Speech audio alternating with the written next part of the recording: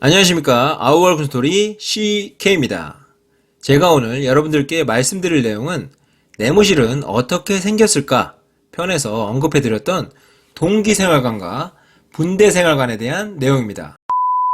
자, 동기생활관은 말 그대로 동기들끼리 모여서 생활하는 공간이고, 분대생활관은 보병 기준 전투 편성표에 기초해서 1개 분대인 분대장부터 부분대장까지 선후인병 약 10명이 함께 생활하는 공간입니다.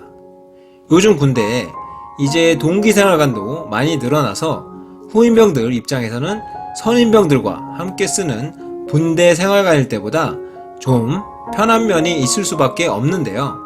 하지만 동기생활관이 마냥 좋다고만 할 수는 없습니다.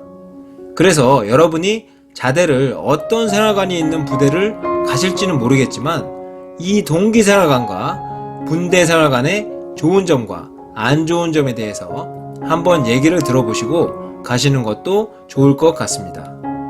그에 앞서 우리나라 원래 군대는 모두 분대생활관의 모습이었고 분대생활관의 모습으로 시작을 했을 텐데, 동기생활관 제도가 왜 생겼을까 간단히 말씀드려보면 이는 한마디로 내무부조리 때문이라고 할 수 있습니다. 상하급 체계가 엄격한 분대생활관에서 계속적으로 내무부조리인 구타, 가혹행위, 폭언 욕설, 성 관련 사고 문제들이 없어졌다 하면 살아나고 없어졌다 하면 살아나고 하니까 이에 대한 조치로 동기생활관 제도가 생겨나게 된 것입니다. 아예 선후임병들을 분리를 시켜버린 거죠. 그래서 이런 동기생활관이 생긴 배경 참고하시고요. 그럼 이제 동기생활관의 장점과 단점에 대해서 말씀드려 보겠습니다.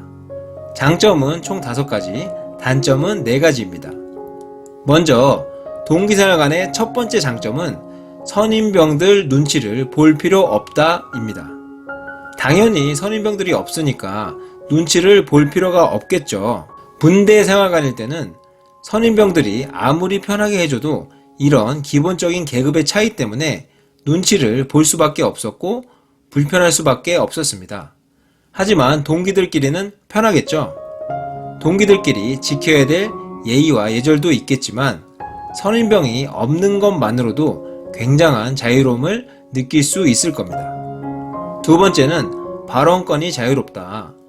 선임병들이 있을 때는 말 한마디를 하더라도 조심스럽게 하거나 한 번 더 생각하고 하거나 아니면 하고 싶은 말을 참거나 였겠지만 동기들끼리는 쉽게 할 수 있죠. 물론 동기들끼리도 과묵한 성격의 동기, 활발한 성격의 동기가 있겠지만 선임병들이 있을 때와는 비교가 안 될 만큼 말을 편하게 할 수 있을 겁니다. 다음 세 번째는 분위기가 화기애애하다. 분대생활관도 분위기가 당연히 좋을 수 있겠지만 좋은 게 아닌 가식적인 상황도 있을 겁니다. 예를 들어 선임병이 뭔가 유머를 했는데 웃기지가 않아. 그래서 웃지를 않았어. 그러면 그 선임병은 무안하거나 기분이 나쁠 수 있죠. 그리고 악질 선임병이라면 웃지 않는다는 쓸데없는 갈굼도 있을 수 있고요. 그래서 웃는 척이라도 해야 되는 상황이 있을 수 있습니다. 하지만 동기생활관에서는 동기들끼리 웃기지 않으면 웃지 않아도 되고, 정말 웃기다면 마음에서 우러나오는 웃음과 즐거움이 있을 수 있기 때문에 동기생활관은 분대생활관보다 좀 더 화기애애할 수 있습니다. 네 번째는 선임병들도 스스로 움직이게 된다. 동기생활관이든 분대생활관이든 모든 생활관에는 기본적으로 내무생활 임무분담표라고 해서 생활관의 구성원들이 해야 할 임무들이 명시되어 있고, 이 내용들은 주로 생활관 내지는 막사 내외부 청소나 작업에 관련된 내용들이 각자 분담되어 있습니다. 그리고 일주일 내지는 한 달 단위로 그 임무들은 순환을 하고요.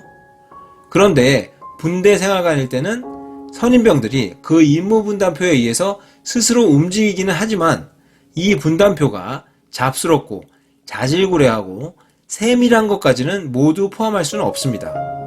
그래서 갑자기 발생하는 간부의 호출, 작업 지시, 물품 수령 등 임무 분담표 이외의 일들은 후임병, 특히 일병들이 도맡아 할 수밖에 없는 게 현실입니다.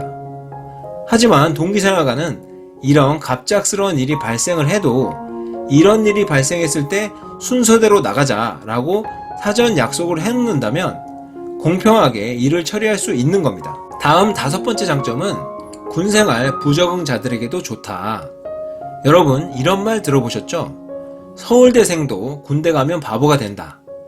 이런 말은 왜 나왔을까요? 이건 그만큼 군대라는 특수한 성격 때문에 긴장을 많이 해서 생각이 경직되다 보니까 그 아무리 머리 좋고 힘 좋은 이등병이라고 해도 간부나 선임병들이 얘기를 하면 순간 자의적인 판단을 하지 못해서 나타나는 현상을 과도한 예로 표현한 말이라고 할 수 있습니다. 사실 실질적으로 군대 생활할 때는 바보까지는 아니더라도 뭔가 좀 무섭고 카리스마 있는 선임병이 말을 건다면 일시적으로 긴장을 해서 머릿속이 백지가 될 수는 있겠죠. 그리고 간혹 정말 이 군대 분위기 자체에 좀처럼 적응을 하지 못하는 2등병, 1병들이 있는데 이런 인원들에게는 정말 하루하루가 긴장과 답답함과 괴로움의 연속일 겁니다. 하지만 동기생활관일 때는 이런 상황들이 많이 줄어들게 된다는 거죠. 생활관 안에서만큼은 동기들이 갑작스럽게 말을 걸어도 긴장할 필요도 없고 또 군생활 부적응자라면 더더욱이나 긴장하고 답답한 마음을 많이 가라앉힐 수 있을 겁니다. 자, 이렇게 장점 알아봤고요. 다음은 동기생활관의 단점입니다. 단점 첫 번째로는 의견 일치가 잘 안 될 수 있다. 발언권이 자유롭고 행동이 편해진 만큼 동기들끼리 의견이 잘 안 맞을 수가 있는데요. 심지어 잘 안 맞게 되면 너네는 너네대로 해라. 우리는 우리대로 할게 하면서 그 조그만 내무실에서 파벌이 형성될 수가 있습니다. 이 군대에서 또 중요한 것 중 하나가 뭐든지 통일을 해야 되는데 이렇게 안 맞는 경우가 있을 수 있다는 거죠. 이럴 때는 반장처럼 그 생활관의 대표를 맡고 있는 동기가 있을 텐데 그 생활관 장인 동기가 조율하는 역할을 잘 해야 되고 리더의 역할도 잘 해내야 됩니다. 다음 단점 두 번째로는 선후임들 간의 친목 도모가 부족하다입니다. 이 동기생활관 제도 자체가 취지는 내무부조리의 근절로 좋은 취지이지만 전투 및 전쟁 측면에서 봤을 때는 분대원들 간의 단결 및 화합이 굉장히 중요합니다.